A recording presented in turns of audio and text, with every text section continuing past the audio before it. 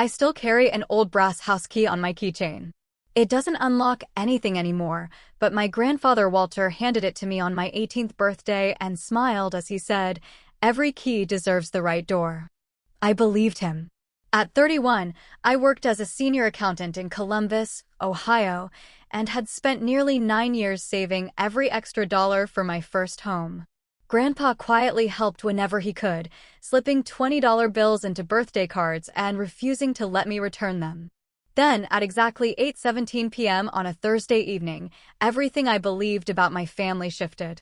Weeks later, that same brass key rested on a polished oak table while someone stood silently outside my front door, waiting for me to decide whether to let them in.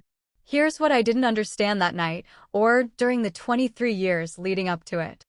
Families don't suddenly choose favorites. They build those choices one small decision at a time until everyone mistakes the pattern for love. Looking back, the brass key wasn't just a keepsake. It became a quiet reminder of something my family never admitted out loud. My older brother Jason always received doors already open for him, while I was expected to find windows, ladders, or entirely different buildings.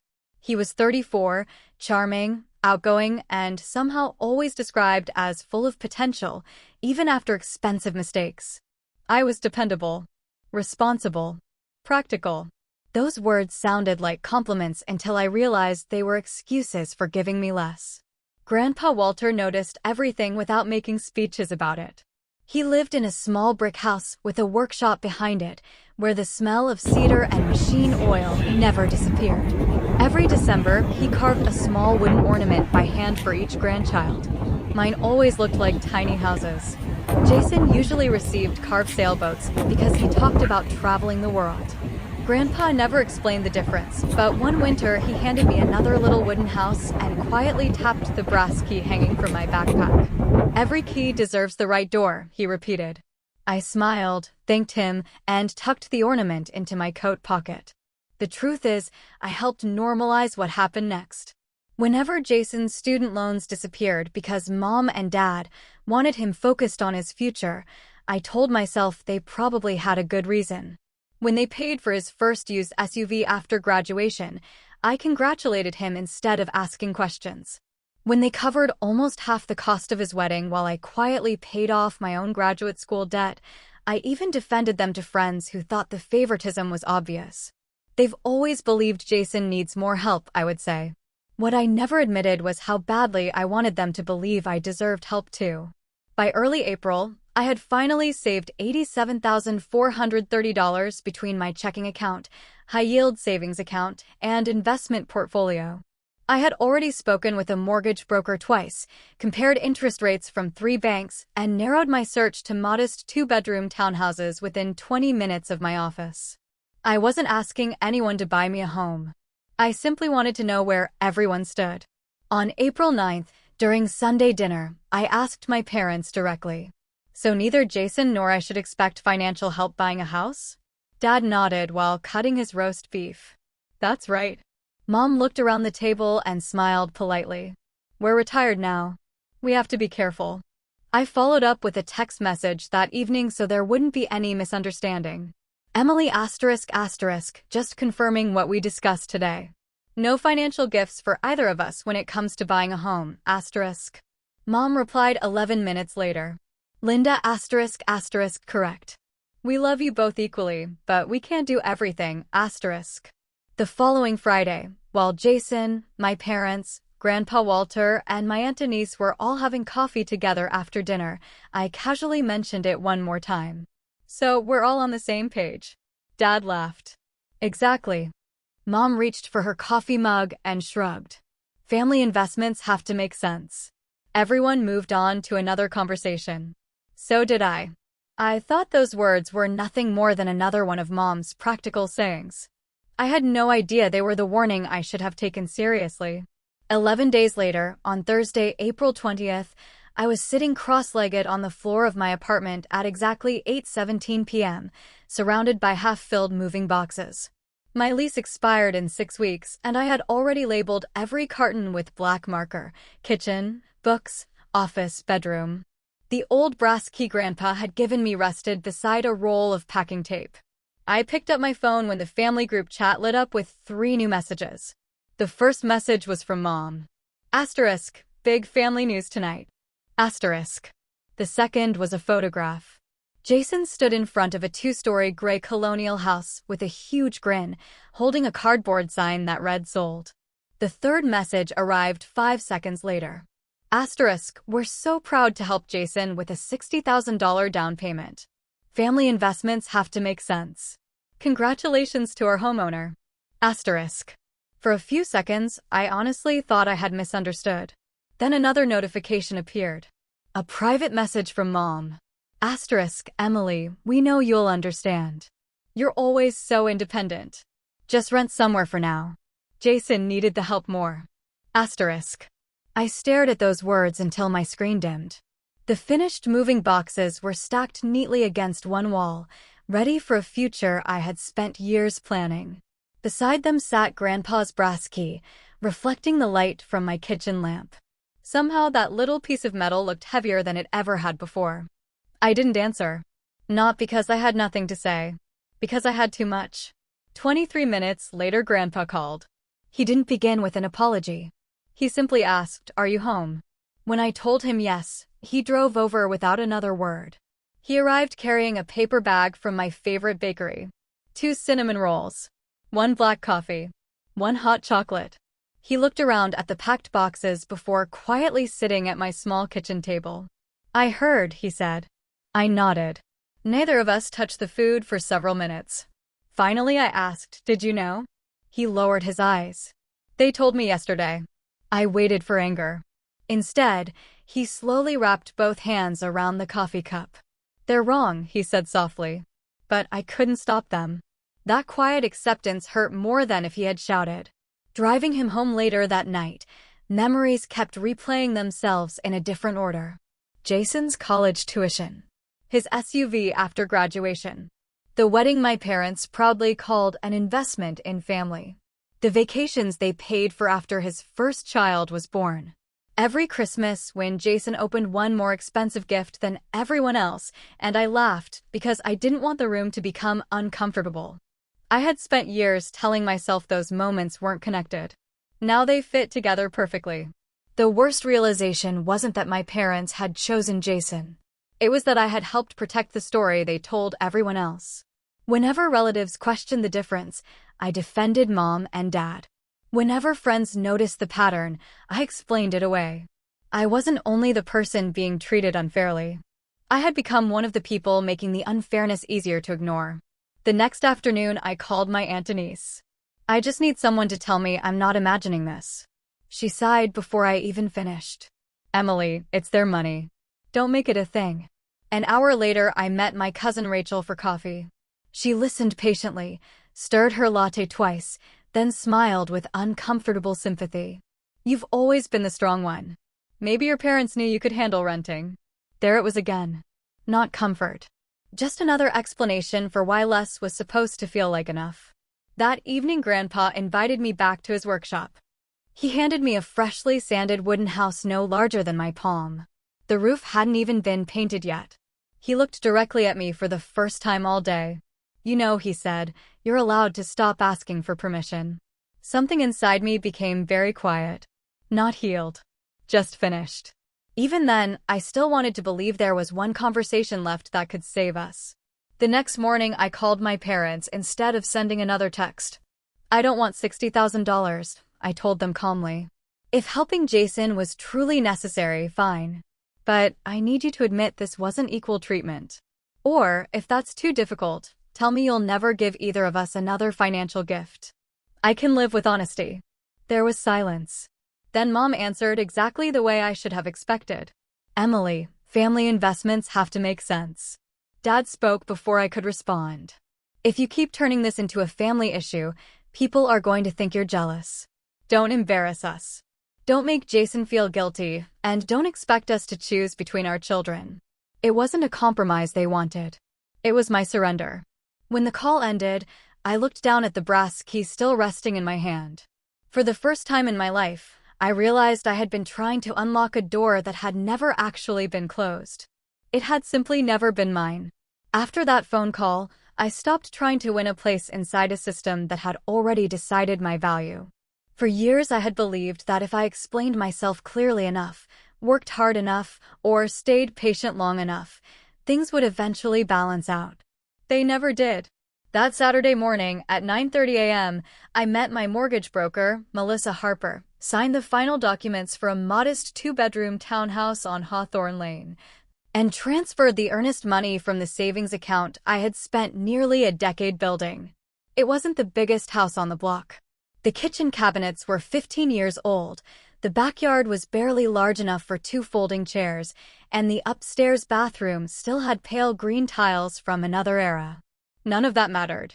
For the first time in my life, every square foot belonged to a decision I had made myself. As I walked through the empty living room after closing, sunlight came through the front windows and landed on the old brass key hanging from my hand. Grandpa's words echoed in my mind. Every key deserves the right door. For the first time, I understood what he had meant. That afternoon I sat at my dining table, really just a folding table until my furniture arrived, and opened my phone to tell everyone about the housewarming. My first draft lasted 11 seconds. Asterisk, keep your money. I built my own future without a single dollar from you. Asterisk. I stared at it. It felt satisfying. It also sounded like I still needed them to understand. I deleted every word. The second draft was even worse. Asterisk, Jason can have the $60,000, the favorite child title, and everything else that comes with it. I'm done pretending this family is fair. Asterisk. That one stayed on my screen for almost a minute before I erased it too. I didn't want my first message as a homeowner to sound like a closing argument. So I took a deep breath and typed exactly 22 words. Asterisk, I bought my first home today. Housewarming is Saturday, May 13th at 3 p.m. You're welcome to come if you'd like. Asterisk. No accusations. No reminders. No scorekeeping. Just an invitation. I press send. Mom replied 36 minutes later. Asterisk, do what you think is best. Asterisk. Nothing else. No congratulations. No questions about the house. No excitement. Just 8 words that somehow felt colder than silence. Still, I ordered extra folding chairs. I bought enough food for 20 people instead of 15. And when I wrote the guest list on a yellow legal pad, I included my parents' names exactly where they would have been if none of this had happened. Leaving their places open wasn't weakness. It was proof that I wasn't building my home around revenge. Housewarming day arrived with light rain that stopped just before noon. My friend Marcus arrived first with a toolbox because he knew I would probably assemble furniture incorrectly. Rachel brought homemade pasta salad. Aunt Denise surprised me with 2 large ferns for the front porch, quietly avoiding any mention of the past few weeks. Neighbors introduced themselves carrying cookies, lemonade, and stories about the neighborhood. Children ran through the backyard chasing bubbles someone had brought without asking. Nothing matched. The folding chairs were different colors. The paper plates didn't quite fit on the tiny kitchen counter. People laughed too loudly in rooms that still echoed because I hadn't bought enough furniture yet. It was imperfect. It felt alive. Around 4 o'clock, Grandpa Walter arrived carrying a rectangular wooden box wrapped in plain brown paper. I finished it, he said with a smile. Inside rested the brass key on a piece of dark blue velvet. He had polished it until it gleamed like new. Beneath it was a small brass plaque engraved with 7 words. Every key deserves the right door. For several seconds, nobody spoke. Then Grandpa handed me the box. I think, he said quietly, it finally found the right home. Across town, I later learned, Jason was hosting a celebration of his own. My cousin called me the following morning to thank me for inviting her and casually mentioned she had stopped by Jason's house first. She described expensive catered food, matching decorations, and conversations that never seemed to go beyond mortgage rates, property values, and kitchen upgrades. It was beautiful, she admitted. Then she paused. But yours felt like people actually wanted to stay. That sentence stayed with me. Winning didn't feel the way I had imagined. Standing in my own kitchen after everyone left, surrounded by half-unpacked boxes and empty coffee cups, I realized I wasn't celebrating because my parents had been wrong. I was grieving because I finally accepted they might never admit it. As I loaded dishes into the dishwasher, Aunt Denise lingered by the sink. I should have said something sooner, she admitted quietly. She looked toward the wooden box holding Grandpa's brass key before continuing. Your mother grew up believing love meant rescuing the child who struggled the most. Somewhere along the way, she forgot that constantly rescuing one child can slowly abandon another. It didn't excuse anything, but it explained more than I had understood before. That night, after locking my own front door for the very first time, I slipped the brass key back onto my keychain beside my new house key. One opened nothing. The other opened everything. And somehow, I finally understood why I had needed both. 3 weeks after the housewarming, on Saturday, June 3rd, someone rang my doorbell at exactly 10:42 a.m. I looked through the peephole before opening the door. My parents were standing on the porch. Mom held a small white gift bag. Dad kept his hands in his pockets. Neither of them smiled. I didn't rush to answer. Instead, I finished pouring my coffee, turned off the stove, and watered the fern Aunt Denise had given me. It wasn't meant to embarrass them. For years, I had been expected to drop everything whenever they wanted something. They could wait 5 quiet minutes. When I finally opened the door, I stepped aside just enough for conversation, but not enough to invite them inside. Good morning, I said. Mom glanced past me into the living room. We drove 40 minutes. I know. We'd like to come in. I'd like to know why. For a moment, none of us spoke. Dad tried first. Emily, you've always been sensitive. Months earlier, that sentence would have sent me scrambling to defend myself. This time it landed like rain on closed windows. I disagree, I answered calmly. Mom tried next. We've done so much for you over the years. I nodded. You've also done a great deal for Jason. Another silence. Without anger filling the space, their old argument seemed strangely small. Finally, Mom looked down at the gift bag instead of at me. Her voice was quieter than I had heard it in years. Is it too late to fix this? That was the first honest question anyone had asked since the night of the group text. I could have answered immediately. Instead, I thought about Grandpa sitting alone in his workshop after learning what had happened. I thought about the careful way he wrapped cinnamon rolls in a paper bag because he didn't know how else to comfort me. So I answered with the only condition that mattered. If you want to repair this family, don't begin with me. They looked confused. You owe Grandpa an apology. Mom blinked. For what? For making him carry a burden that belonged to you. He spent weeks trying to comfort everyone else while protecting both of you. Start there. Neither of them argued. Half an hour later, we drove together to Grandpa Walter's brick house. I stayed outside in the workshop after letting them in. The old cedar smell filled the room as I sat on the workbench where he had carved those tiny wooden houses every Christmas. I could hear voices through the open window, but never enough to make out complete sentences. At one point, someone began crying. Later, Grandpa would tell me that difficult truths had finally been spoken aloud for the first time in decades. He never repeated the exact conversation. Neither did my parents. Some moments belong to the people who live them. When they eventually stepped outside, Mom's eyes were red. She walked over to me slowly. I understand now, she said. It wasn't a perfect apology. It wasn't even a complete one. But it was the first sentence she had ever spoken that wasn't trying to defend a decision already made. The months that followed weren't magical. Trust didn't return because someone admitted they were wrong. It returned one ordinary choice at a time. By September, Sunday dinners no longer happened automatically at my parents' house. Instead, we rotated every month. October was Jason's turn. November belonged to Grandpa. December was mine. Nobody announced whose house was nicer. Nobody compared neighborhoods. Everyone simply showed up carrying food. The old ranking system quietly disappeared because nobody continued feeding it. One evening before dinner, Mom arrived early. She noticed the small wooden box holding Grandpa's brass key displayed on the hallway table beside my own house keys.